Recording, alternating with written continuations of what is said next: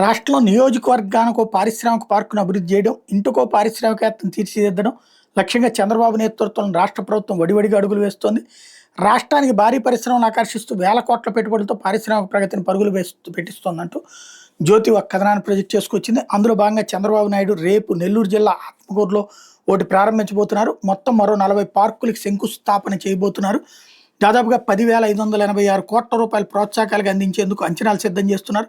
MSME పార్కుల ద్వారా 4 లక్షల కోట్లకు పైగా పెట్టుబడులను సాధించాలని లక్ష్యంగా పెట్టుకున్నారు అన్నట్టు.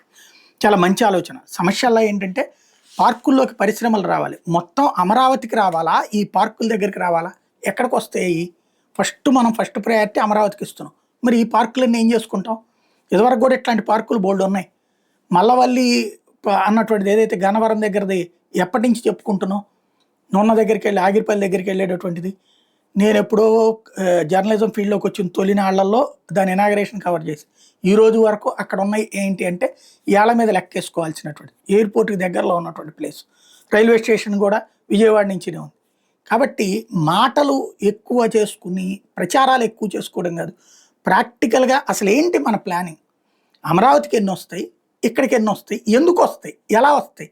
ఇప్పుడు ఈ పరిశ్రమల్ని వేధిస్తుంటే, అలాగే పారిశ్రామికవేత్తలు ఇద్దరు కూడా పారిశ్రామికవేత్తలు ఆ పార్టీకో ఈ పార్టీకో ఉంటారు. అవతల పార్టీ వాళ్ళందరినీ వేధిస్తుంటే వాళ్ళు ఎందుకు పెడతారు? ఇప్పుడు మన వాళ్ళు ఎవరన్నా వద్దామంటే రేపు పొద్దున వాడు వేధిస్తాడనే ఫీలింగ్ ఉంటుంది కదా. ఎట్లా పెడతారు పెట్టుబడి? ముందు రాజకీయ అస్థిరత, రాజకీయ వేధింపులు కంట్రోల్ కాకపోతే పరిశ్రమలు ముందుకు రావడం అనేది కష్టం.